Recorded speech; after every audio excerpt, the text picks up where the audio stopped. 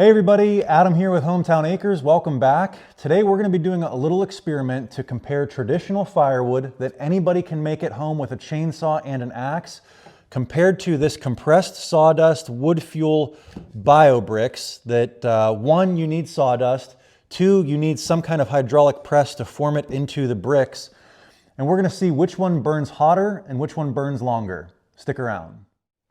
Now before we get started, we've got to go ahead and establish a good bed of coals in the firebox. We are starting with a cold stove right now. So we're going to go ahead and get a fire lit up, let that all burn down, and then we'll go ahead and start the test with the traditional firewood first, but I thought I'd show you how I like to build a fire. So we've got plenty of scrap wood in here from having the woodworking shop. So I have plenty of this, offcuts and kindling kind of stuff. What I like to do is build a top-down fire. So these are 2 pieces of pine. These are 4 pieces of oak that I had used for trim in the past, and they were cutoffs. So we're going to start with our biggest stuff on bottom, middle-sized stuff in the middle, and then our smallest stuff on top. And we're going to create a crosshatch like this.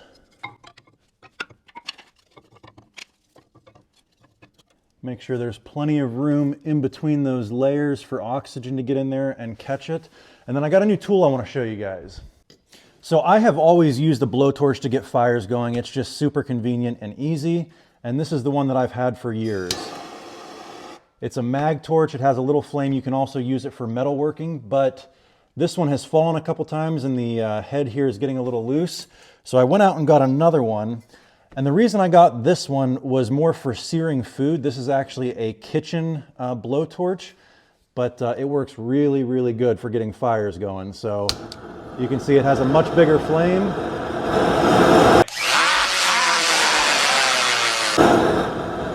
And it works really good for lighting these fires.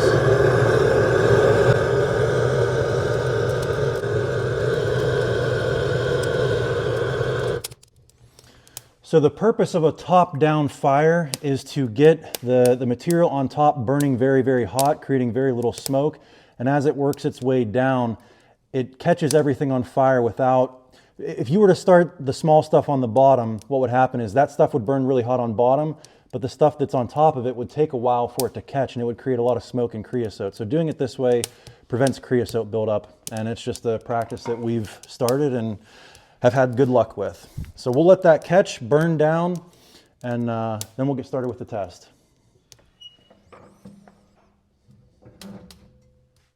All right, so while that's catching behind me, let's talk about how we're going to conduct this test. So there's 2 different ways I think we could tackle this. We could compare cost or we could compare volume.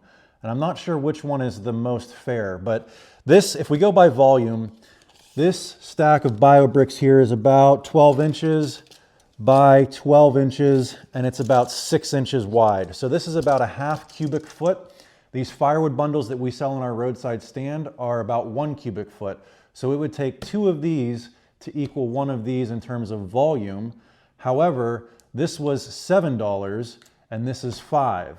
So if we're going to say 2 of these, that's $14 compared to $5. I don't know if comparing volume would be a fair test, because in order for this to equal this, you would need 2 of these at $14 compared to 1 of these at $5. So I think the most fair way to do it is we're going to do 1 pack of this, which costs $7. Now, if you buy them in bulk, you can get them cheaper. I know Tractor Supply or somebody, if you buy a whole pallet of them, it's $4 or $5 a pack. And so that would make it more fair. So let's say $5 for one of these, $5 for a bundle of firewood. So we're going to go ahead and throw each of these in the wood stove, track how long it takes for it to completely burn down. And also, I have an instant read laser thermometer that we're going to use to take readings every 15 minutes of the temperature on top of the wood stove and track that and create a graph at the end. We've done this once before, comparing green wood to seasoned wood to kiln dried wood. I'll put a link to that video up above. But I think this is going to be a pretty interesting test to see which one burns hotter and which one burns longer. What I want to do is I'm going to take an initial reading when we start with just a bed of coals to see what the wood stove temperature is. So let's say it's 300 or 400 degrees when we are loading it up. And when I'm going to stop the test is, it's going to spike up to 600, 700, 800 degrees. And when it gets back down to that 300 degrees where we started, that's when I'm going to call it. That way it takes some of the subjectivity out of it in determining, okay, is that coal bed really done or did it have another hour or two? So I think that's how we're going to do it.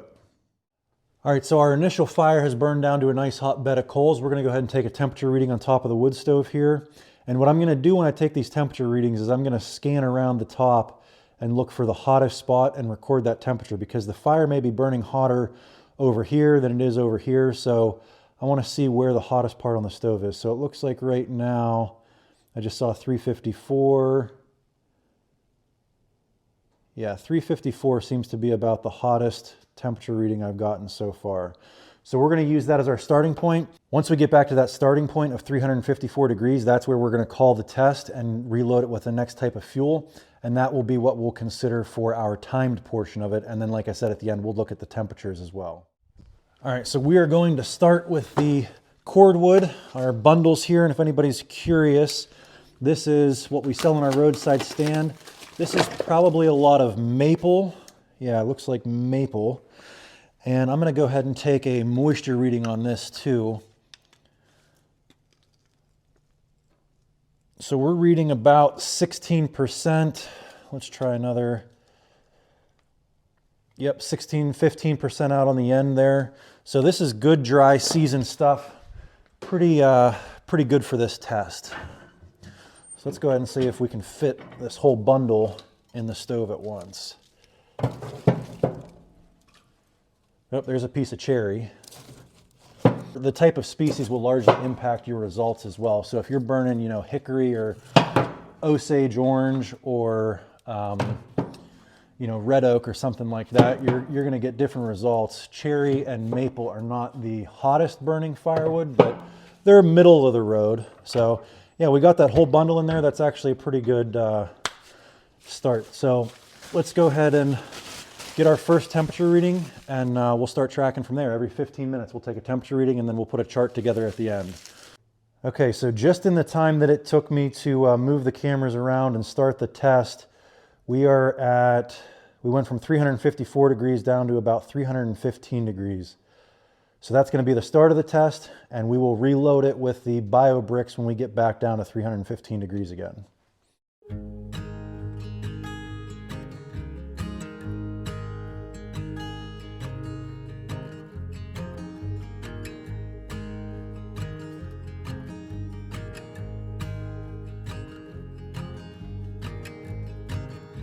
All right, so we're going to rake this around a little bit real quick, just so it keeps burning hot and efficiently. It will burn this up quicker, but I'm okay with that just to make sure we're still burning a clean fire.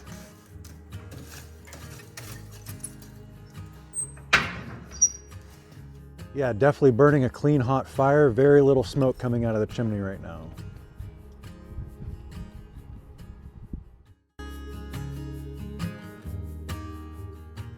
Just took a stovetop temperature reading, and we are right about 315 is the highest reading I could get up here on the top.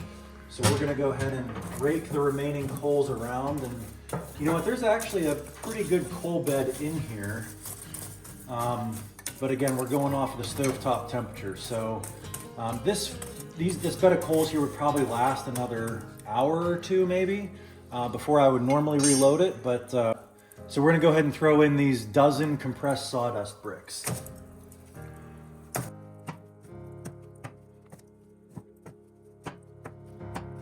I can tell you what, I think it's going to get hot in here.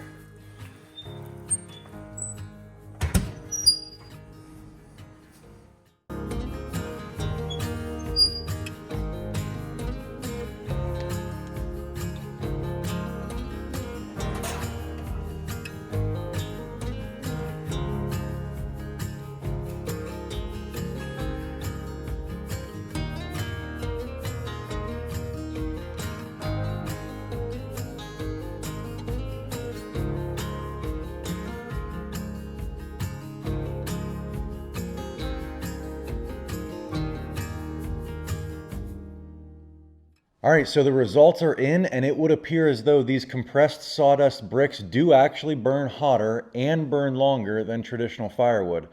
Now, after sitting here for 8 hours and watching both of these tests real time and recording the results and analyzing them, I do think I need to go back and revisit this with some good old red oak, because I think that cherry and maple, not being some of the hottest burning firewood, isn't a very good representation of the best firewood out there. So if I were to do this again, I'd probably do it with some red oak, and I think the results would be wildly different and maybe even better than these BioBricks. But as for the results of the test that we conducted with the maple and cherry, I took some notes here. So the firewood burned for a little over a total of 4 hours. It reached a high temperature of 722 degrees and had an average temperature of 466 degrees over those 4 hours.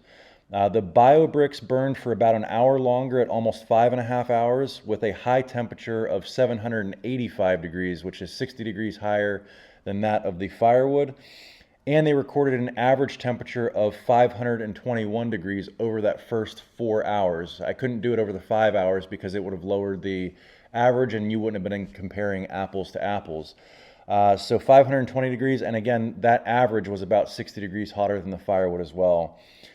So now that I know the results that, those BioBricks are going to burn better than your mid-tier firewood, your maples and your cherries and stuff like that, does it change my opinion about firewood? Am I going to start burning these BioBricks full time instead of making my own firewood? And the answer to that's probably not. There's a lot of self-satisfaction that you get out of creating your own heat. I guess you'd call it, the self-reliance factor, being able to provide for yourself, not having to go to the store and paying somebody else to produce something for you. Plus, with the economy today, things are so volatile. If you've got, 3 years worth of firewood sitting out in your yard, inflation is not going to increase your heating bill by 300% if it's just sitting there in your wood yard. So there's some security and a sense of satisfaction out of providing your own heat, and nobody can take it away from you once you've made it. Not only that, but firewood also is going to save you a gym membership. Now, that's not to say that these BioBricks don't have their place. If I was 70 years old or had some kind of disability or wasn't able to go out and chop wood anymore, I think these would definitely be a great option. So that way you could still continue to run a wood stove, or heck, even get a pellet stove. That would be even more convenient. But yeah, I mean, the convenience factor is just off the chart. You go to the store, load it in the bed of your truck, bring it home, and throw it in the stove. There's no mixing 2-cycle in your chainsaw and running out of bar oil and sharpening chainsaw chains, and all of that is just gone. On top of that, they are extremely clean. They're pre-packaged, and there's no bark, there's no dirt or any of that stuff to get all over your floors. And they do produce, they advertise it that it produces significantly less ash. And I will say, after burning those 12 bricks in there, when it did burn all the way down, there was hardly anything left. So you'll be cleaning out your firebox a lot less. And they take up less space when you store them too. So, there's a lot of benefit to them, but they are expensive, and you got to pay the man. You got to pay somebody else for them instead of taking control of your own destiny. So that's why I like firewood, but they do have their benefits and they do have their place. Now, I don't know who's going to be watching this video and probably commenting down below, this guy's got too much time on his hands, but I actually really enjoy doing these kinds of videos. I feel like there's probably a lot of people out there who, when they look at these Enviro BioBricks, they're curious, are they really better than firewood? But nobody's actually going to sit down and take the time to, take temperature readings off their wood stove for 8 hours, but that's what I'm here for, right? And I find it interesting, and I like seeing the results, and kind of, that's what I do for a living. Is I'm a financial analyst. I analyze things. And so I like to look at numbers and take data and do stuff like that. So that's what I'm here for, to do this kind of stuff so you don't have to. And hopefully you find it interesting. It kind of takes me back to, 7th grade research projects or something like that. And especially on a day like today, when it was about 33 degrees out, just warm enough to make everything all muddy and messy, but cold enough that you don't want to go outside and do anything.